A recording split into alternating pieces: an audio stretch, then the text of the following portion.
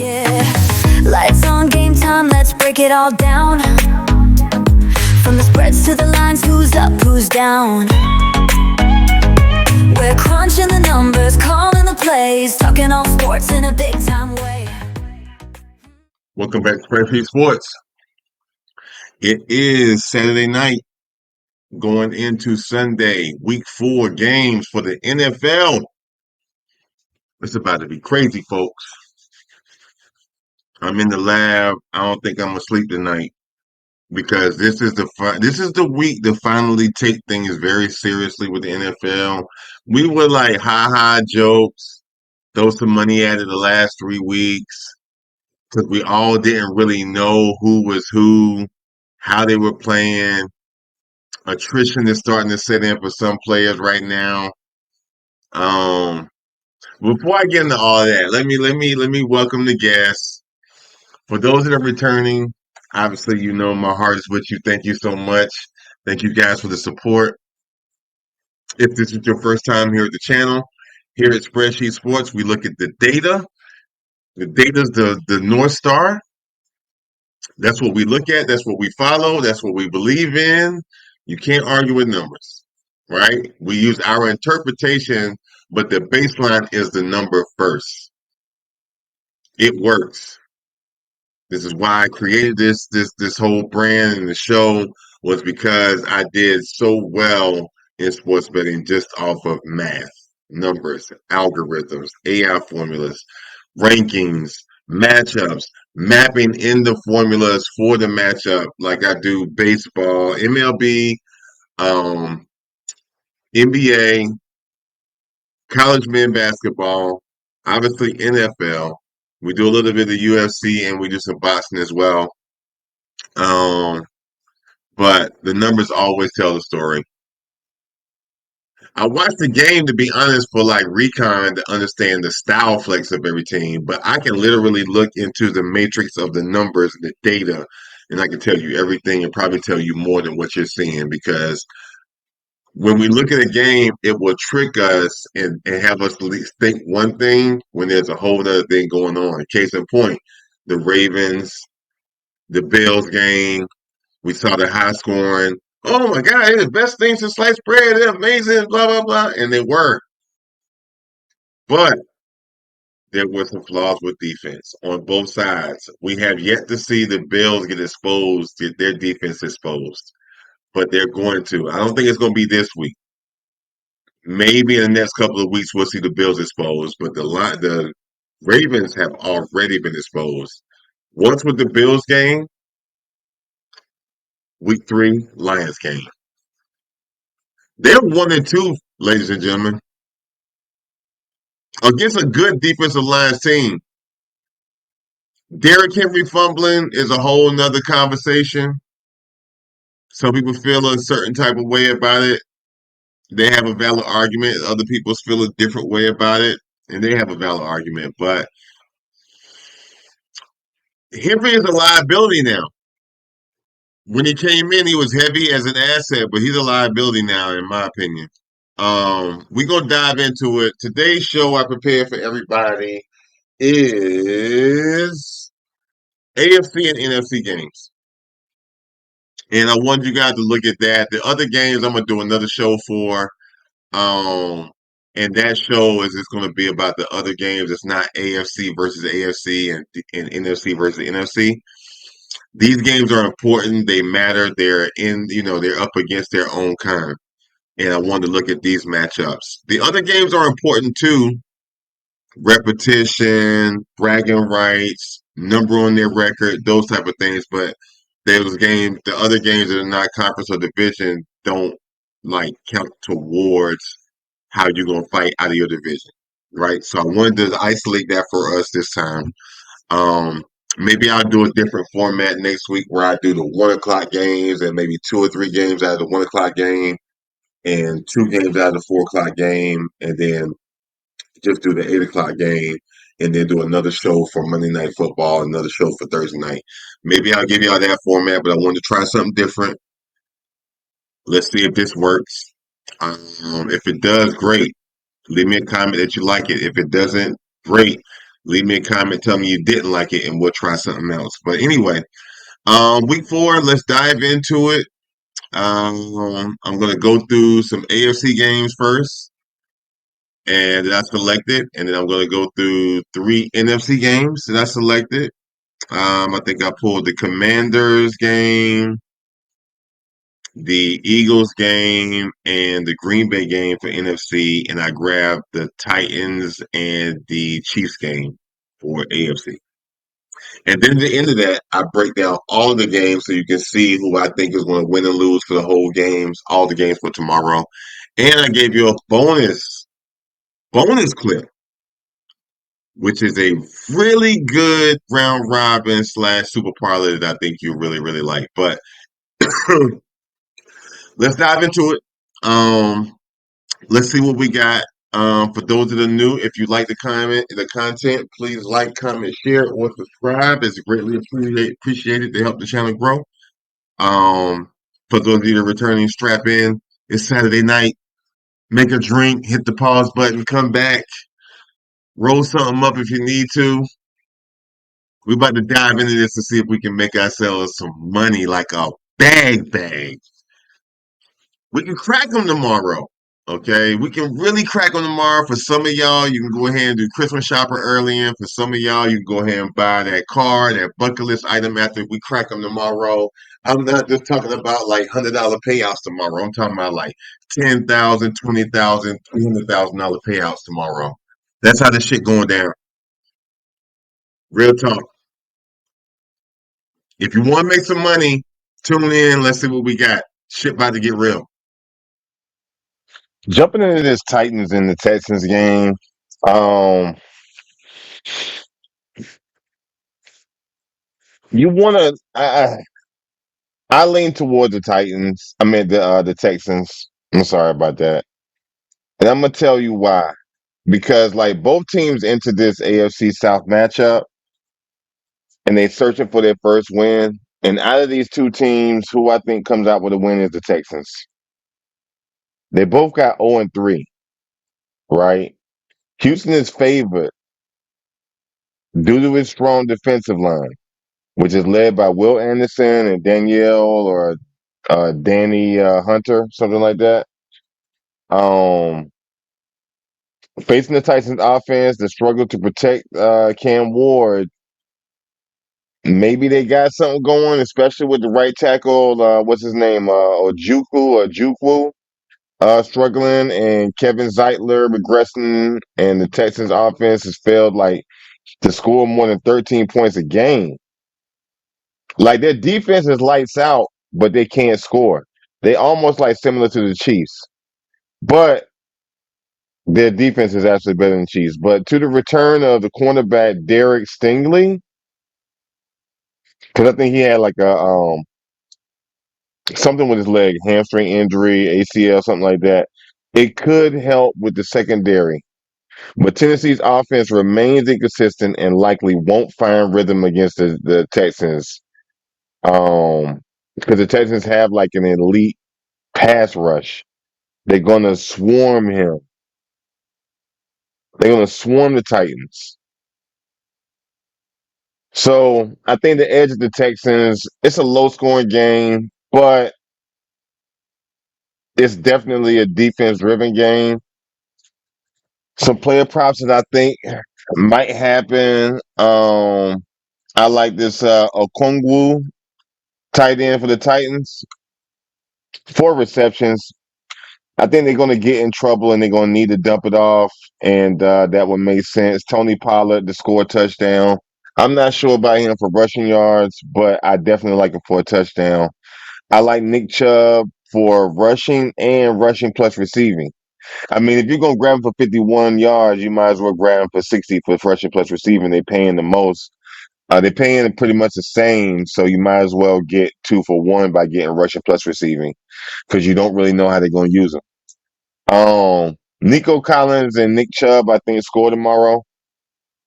Um, that's pretty much my analysis for this game. It's not really a deep thought about this whole game. I mean, you see how everybody else is ranking them. You know what I mean? Like the Titans don't win in the rankings, other than my ranking for them at 30. But then this is still the toilet bowl because it's the battle of the bottom.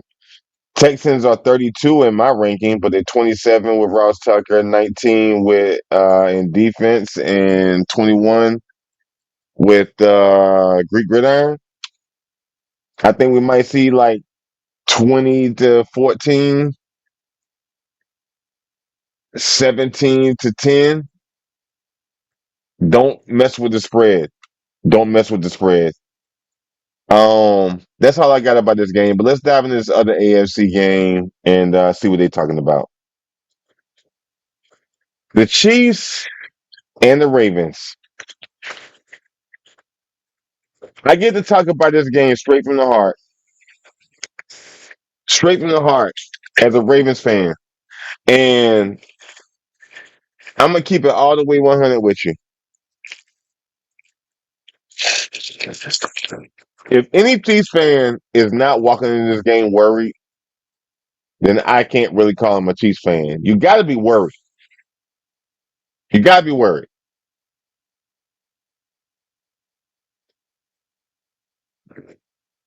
It is Lamar, Lamar Jackson, Derrick Henry, Mike Evans, Zay Flowers, Rashad Bateman, Jim Harbaugh.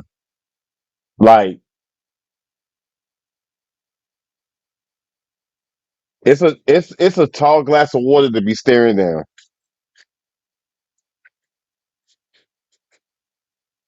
Before I jump into these player props that I got here, I'm gonna just give you a quick breakdown of what I think about the game.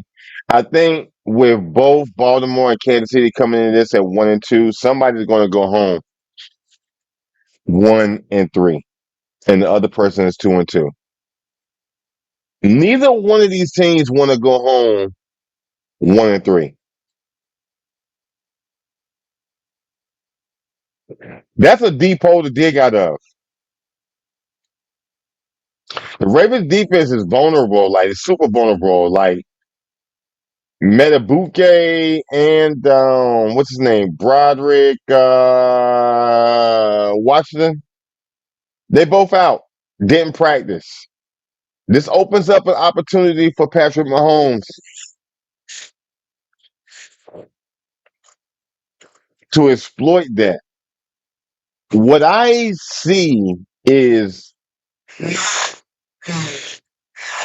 I'm getting out of my fan. This isn't me as a fan of the Chiefs, right? I have my criticisms of Patrick Mahomes. I want to trade him and all of that.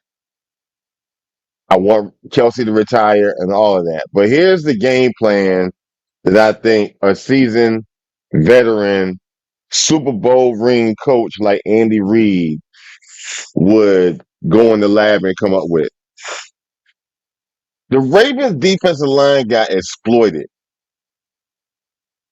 They got exploited by the Lions.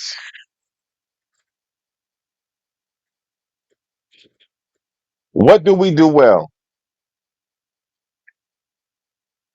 Well, what we do well is that we do well with running a little bit. Kareem Hunt, Isaiah Pachenko. Pachenko has been more so on like screens, haven't run in between the guards because of his leg with the femur being cracked from last year. However, the Ravens are leaking on the defensive line. First quarter, if I'm Andy Reid, I can't tell you this is how the game will go. Remember, I deal with the universe and the different streams of information, and I'm like elevating myself spiritually to tap into the universe and the different streams of information, right? And as an alternate, as an alternate version in this game, Andy Reid comes up with a game plan of exploiting the defensive line for the Ravens, Chubb, Pachenko, eating up the clock, not putting it in the air, And if they're successful with that, then the same thing that the Lions forced them to do last week was the Ravens brought their linebackers down to support the D line because they don't know how much longer we're going to run for the second quarter. When that happens, then he unleashes Noah Gray and Travis Kelsey right above the linebackers, 10 to 15 yards for a dump off to the tight end or Pachenko on the screen because now we got the linebackers coming up and crowding the line. Not blitzing, because the Ravens don't blitz as much as they used to. Now they're highly successful with their sack ratio for when they blitz, but their volume of blitz is not that high. So they're not going to blitz too much. They're kind of scared of Patrick Mahomes. Now, if that happens and Noah Gray, Travis Kelsey, and Juju can get like 10, 15-yard receptions, maybe 5 yards on the yards after catch, we're in business. We can control the clock. We can move the ball down the field and we can score. Problem is also that the Chiefs have the first time just scored 22 points last week. They have a problem with scoring. This game, as much as I fear the Ravens, is the game where this is like Rocky versus the Russian. And his trainer was like, he bleeds, don't he? He a man. This is that moment. And I think we've seen a couple of games where, like the Bills game, I, like everybody else, was like blown away by the offense, and I disregarded the defense. I didn't pay attention to the defense only because I was like, I gave them a pass as the Bills. Like, oh yeah, the Bills got an amazing offense. They should have scored over 40. But if the Ravens defense was any good, they wouldn't have let them score more than 21. Then there's Derrick Henry. And I don't know if Derrick Henry is shaving the game like Pete Rose. I'm not. Is this an opinion? I don't want him to sue me. But I think he might be throwing the game like Pete Rose. Or he has a phone problem. Either way, I'll take it. Big game. A lot of money on the table. I could see Derrick Henry throwing this game to make some big money on the back end. He didn't really have a fumble problem with Tennessee, if you want to go look at the data. I looked at it, which is why this is surprising. I think he's gambling. But even if you get past that, I like Lamar still doing his thing. Spag is going to send the house on the blitz. I like the Lamar bet for 48 yards rushing. I like Lamar for over 217 yards passing. I think he's going to do both. The Ravens score 27 points easy. Can the Chiefs score 27 and win this with a field goal? Can the Chiefs score over 30? Can they? Yes. They have to score 10 points a quarter, and they can with the run game I mentioned, dump offs, and then on top of that, Worthy is supposed to be back. So between Worthy and Hollywood, after we get them on Noah Gray, Juju, and Travis Kelsey and eat them alive on first downs, then we bomb their ass with a 45, 50, 60-yard pass to Hollywood or Worthy.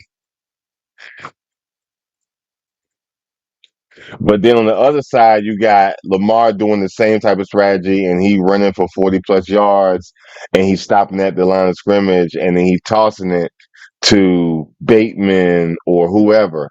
I still got Thornton, which I love.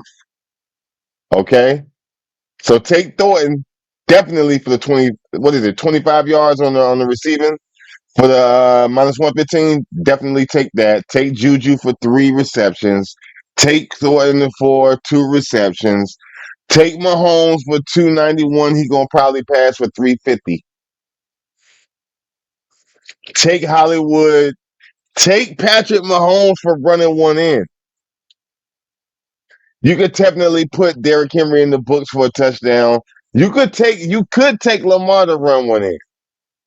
You could take Henry for two touchdowns. It doesn't pay that well, but it's good money. This game a little bit all over the place.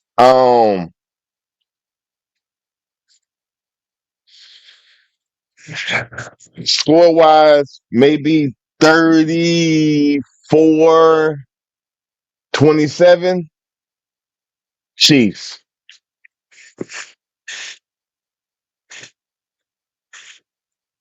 Because at the end of all of that, you know what I got on my side? I got the Patrick Mahomes curse on Lamar. Lamar, last time he won against the Chiefs against Patrick Mahomes and Andy Reid was 2021. He- Out of the 6, 7 games that he's played against Mahomes, he can't beat him, and he's never won in Arrowhead. I think the light's gonna be too bright for Shorty. I think the light's gonna be too bright for Shorty.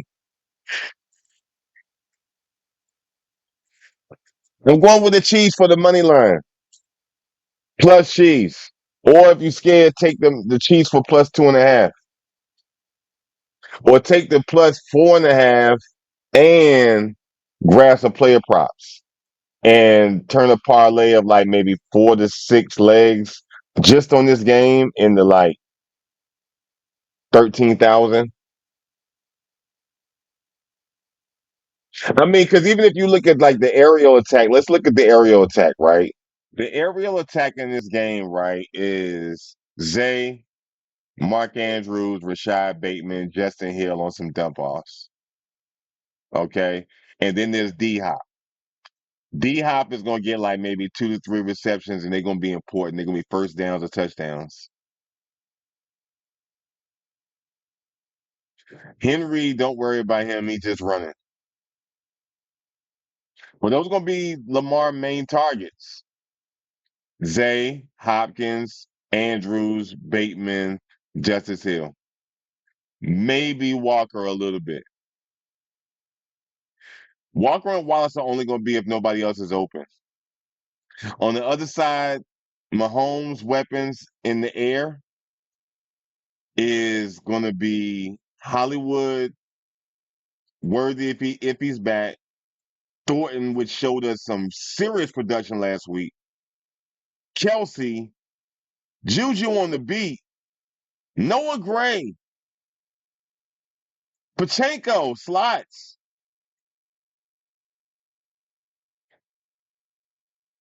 We got a chance. I see 250 to 300 yards or more for Mahomes, and I see 2 to 250 for Lamar. Lamar gonna run more than he's just gonna run because that's just what he does. And the Spags sitting in the blitz. There's no other way to look at it. That's just what it is. Like he's gonna run and he's gonna do dump offs. Mark Andrews gonna have a great game tomorrow. Bateman's gonna have a great game tomorrow. Don't fall for the big receiving yard bets tomorrow. Buy into receptions. It's gonna be volume tomorrow, not receiving yards. The Ravens have got to figure out how to control the clock. They can score when they want to score, and they do that, and they leave a lot of time on the clock. They can't do that against the Chiefs because tomorrow, with you leaking on your D line, the Chiefs are going to manage the clock. If Harbaugh can't get that through Lamar's skull that he got to control the clock, that's another ping on it. Can't control the clock. You can't win against Patrick Mahomes and your defensive line leaking. I'm going with the Chiefs. It's crazy. Sound a psycho alert. I know it. It's all good. I'm going to wear it. I'm wearing it. It's not because I'm a Chiefs fan. This is back when y'all remember when I went with the Commanders when nobody else said that they would do it last year and they won. When I went with BYU last year, college basketball, nobody said that it would happen, and they won.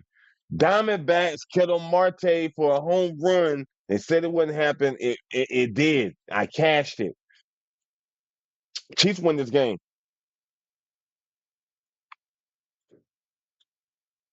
If not, I'll come back and I'll eat it. But that's what I got. That's what I got. Let me know your thoughts. I mean, maybe it's too big of a tall glass of water for some people to drink, but um, that's what I got for this game. Let's see what happens.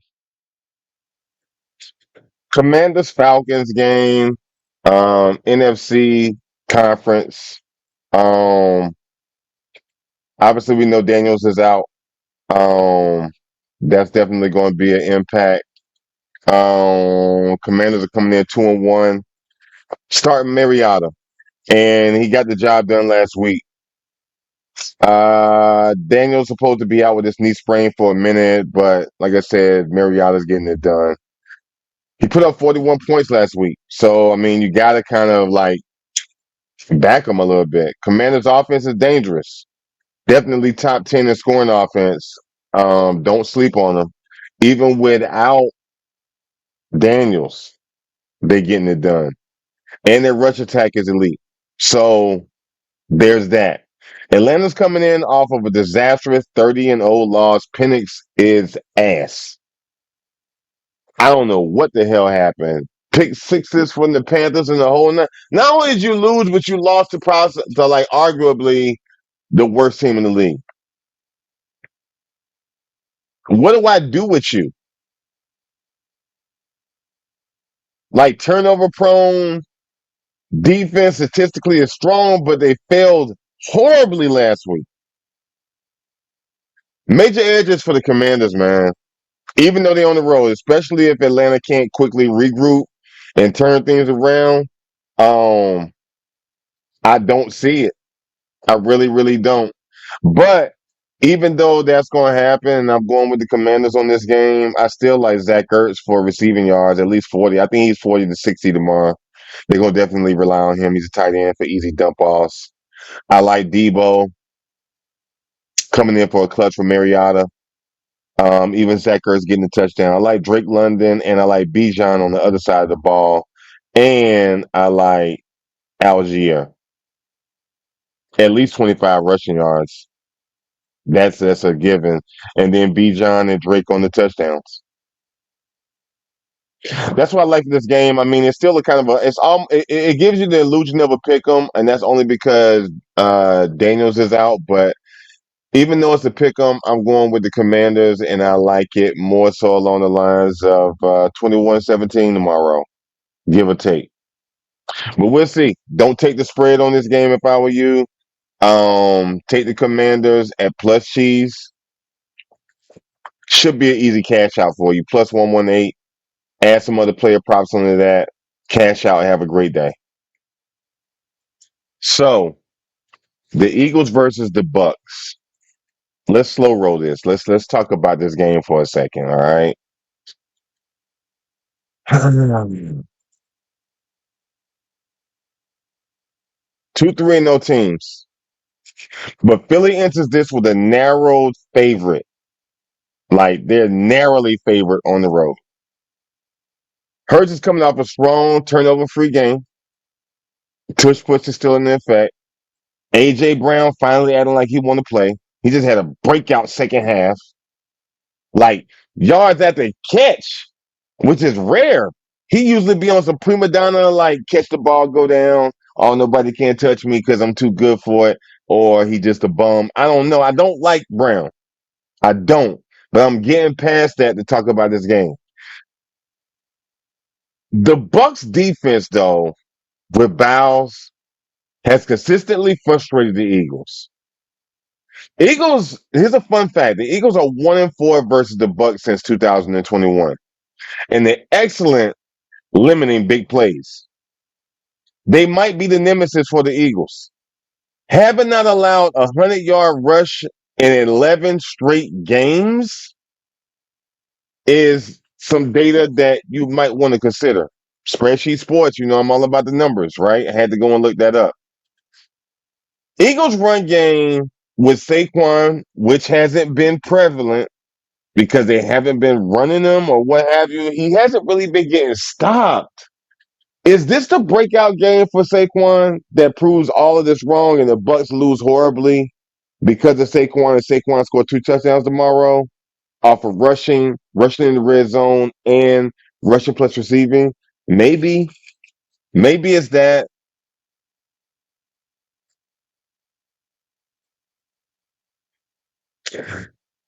Their offensive weapons healthier than the Bucks is a problem as well. Especially with Tampa often coming out just ahead in close games. So that part is the problem. And let's not forget Mike Evans is out. So it's crazy kind of for me to jump off the porch and be like, the Bucks gonna win.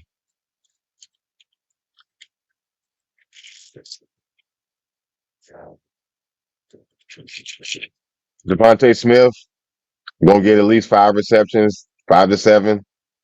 Saquon Barkley, I like him getting some receptions tomorrow in the slot, screen plays.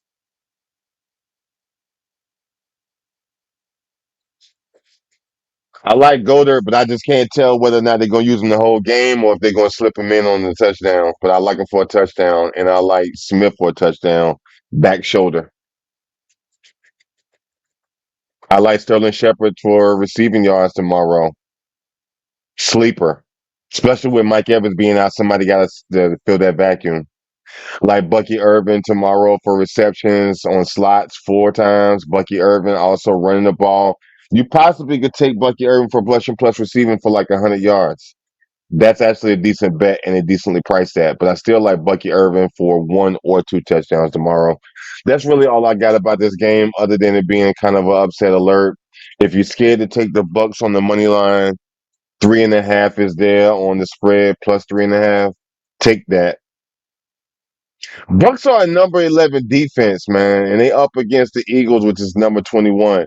A number 21 defense against an injured Bucks is still not enough, I don't think. Hell, combined ranks, the Bucks are a number 8 team. They're technically the Bucks are a better team, even though it's an NFC game. And that's only because the data kind of gets smothered and hidden with the whole tush push data where they win, they get the tush pushes, but it doesn't look as sexy. So we can't look away from the tush push. They're going to get that on first downs. They're going to get that on a couple of touchdowns. You can't stop that. But maybe that's 14 points off the tush push. If that, that's all I got in this game, man. I'm going with the Eagles. I'm going with the Eagles to lose. Um, Bucks win or Bucks cover 3.5. These player props. That's what I got. If I'm wrong, I'll eat crow. It is what it is. It's all good. But see, the thing is like this is why I'm like if I eat crow because when you break down the aerial assault, right? We know about Tush Push. We know about Saquon Barkley, right? Okay, we know about Irving, but let's talk about the aerial assault. The Eagles got AJ Brown, Smith, Goldert, Dotson, Barkley on slots, Matiche. These are the people that get the ball the most, and they do well when they get it. Anywhere from 30 to 40 yards average per game. They get the ball in their hand, and they're going to get production. On the other side of the ball with the Bucks, Sterling Shepard, because Egbuka, however you pronounce his name. I hope y'all don't butcher his name. But Ibuka, questionable. Mike Evans out. Sterling Shepard is all that's left. Bucky Irvin. We gotta rely. The Bucks have to rely on the run from Irvin and some slots and some other stuff in regards to that. Um, Ryan Miller a little bit gonna be in the mix. Cade Otton, I think, is gonna be the difference maker. Dump offs, dump offs to Cade Otton. First downs, Cade Otton. Bucky Irvin, slot, first downs, and positive yards. Um, and Sterling Shepard filling the void. Not being as good as Mike Evans, but filling the void. I think that's where your money is. I think that's where your value is. The aerial saw is going to be interesting. Obviously, it looks like the Eagles have the advantage because of injuries on the Buck side, but that's what I like for this game. Aerial assault and the player props. Packers and the Cowboys.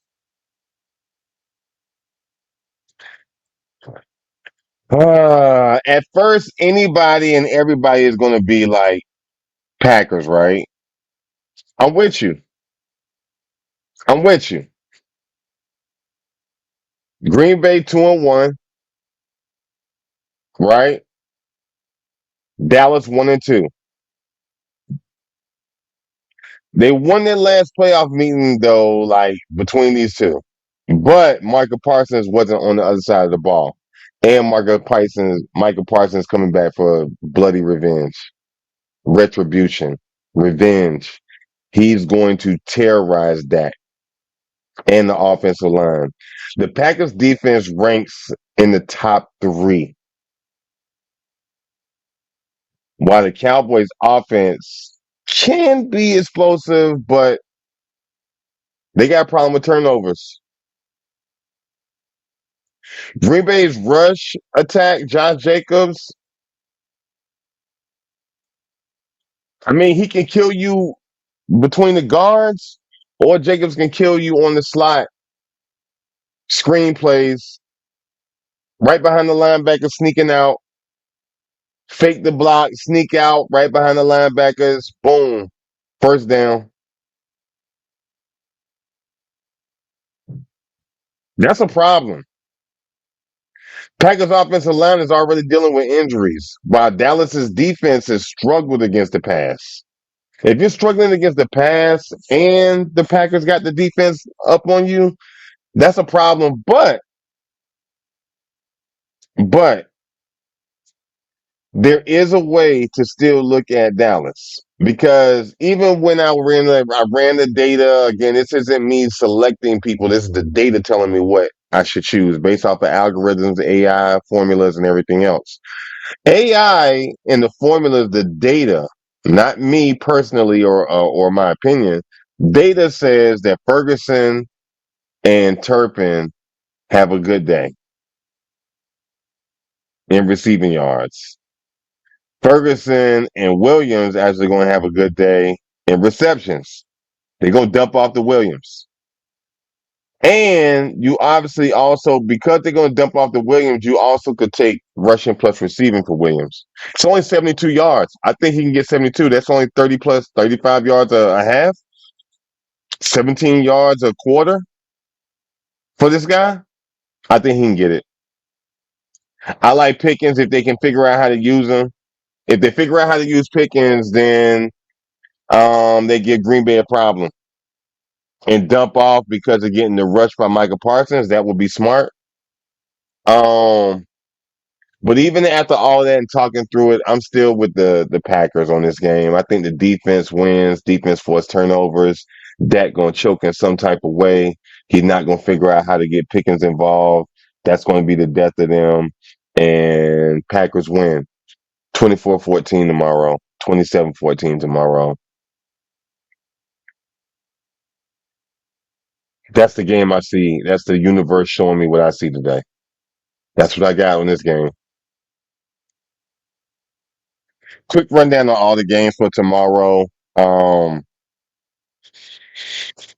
Seahawks I called, they already won. I got the Vikings over the Steelers. I got the Commanders over the Falcons. I got the Bills beating the Saints. I got the Lions beating the Browns, but tight game. I got the Patriots beating the Panthers. Tight game because the Panthers think they can win. The Patriots are playing pretty good. I got the Chargers, Justin Herbert over the Giants. Jason Dart, I think is going to be explosive. Tight game, though, a little bit. Even though the data says 23-13, I think it's more like 24-21. 24-21 Chargers. Eagles, Bucks. Like I said in the video, I think the Bucks win this one. Tight affair, low scoring. 21-17. Bucks. Texans over the Titans. Rams over the Colts, even though I like Indiana Jones. I like Indiana Jones in this game, but the data and everything says the Rams. How can you go against Puka Nakua right now? He's looking like a Superman. Um, 49ers over the Jaguars. I'm still a little torn on this one. I haven't made my final bet on it. I might lean towards the Jags to win this game. It's 72 and it's clear. No bad weather. Um, Chiefs and the Ravens. I'm pulling the trigger on the Chiefs. I was trying to find some type of arbitrage bet for that game, but it is one. There isn't one. So you're gonna have to jump out the fence, and I'm jumping out the fence with the Chiefs, not because I'm a fan, but just because I just logically it just seems like a way through for the Chiefs. Bears and the Raiders, their data has it kind of like a pick 'em. If I got to pick between the two, I'm going with Caleb Williams over the Raiders. I just don't know if Geno and Pete Carroll have got it together. And then I got the Packers over the Cowboys, and the Cowboys are going to have a bad record, and they're going to be in the hole. But that's what I got on the games, guys. Take a screenshot of this, knock yourself out, and I'll come back with a readout of review of the slate and see which ones I picked, which ones I got wrong, which ones I got right. But that's what I got. Let's look at one last thing I got for you. I got a round robin I'm gonna give you and give to you. Hope you have fun with it. But let's look at that as well. So here's a round robin I got for you. Um, Pretty good round robin. If you're not familiar with round robin, Google it, learn how to use it in your betting strategy. Great for profitability, other than just an insurance policy. I use it for profitability. A lot of my parlays, I keep my parlays at 6 games / 6 legs or more, 6 to 8 games, 6 to 8 legs for my round robin. So I can do 2 times 6 on the combinations. I do all combinations. But when you look at this one, at the top, you got the Chiefs, the Broncos, the Patriots, and the Eagles. Even though I went with the Bucks to win, still, this is a nice bet to take. It's on the other side of it. Michael Wilson, you can't do because they already played Cortland Sutton, the Broncos, Taquan Thornton, and these are receiving yards. Trey Tucker, Omarion Hampton, and Zacharias for receptions. I think that's a good bet. Brees Hall, Chase Brown, Lamar Jackson for rushing yards. Cam Skeetabo, McCaffrey, and Montgomery for rushing plus receiving yards. McCaffrey, Romadunze, Romadunze,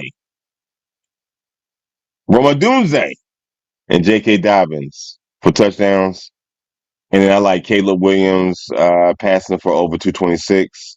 I like Sam Darnold throwing 1.5 receptions. And I like Caleb Williams for 1.5 touchdown passes as well. That's what I like for this ticket. Don't do the whole thing. Pick and choose what you like out of it. Round robin it or straight, whatever your desire, your tolerance is. But um, that's what I got. Hope y'all enjoy this super parlay / round robin. So, ladies and gentlemen and ladies, that brings us to the end of the show. Hope you found some value. I hope you found some bets. I hope you found some games that you are willing to watch from the entertainment side.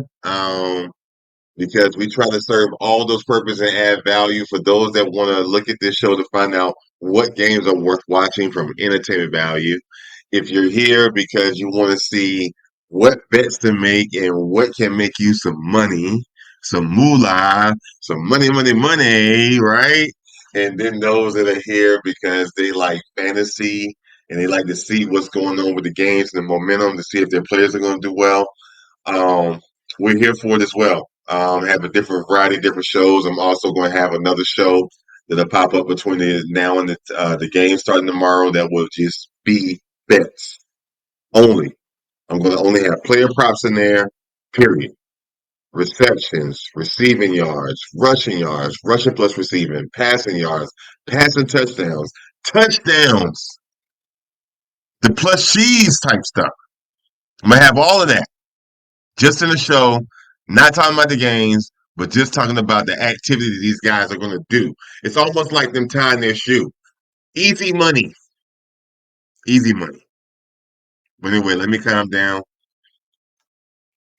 Week 3, fellas and ladies. Hope you found value. If you did, like, comment, share, and subscribe. In the meanwhile, make sure you watch this video or this video. Hope it adds value with the team rankings and some other content I have. But let's get paid, fellas and ladies. Why not? It's Sunday. Let's go. Yeah, lights on, game time, let's break it all down. From the spreads to the lines, who's up, who's down. We're crunching the numbers.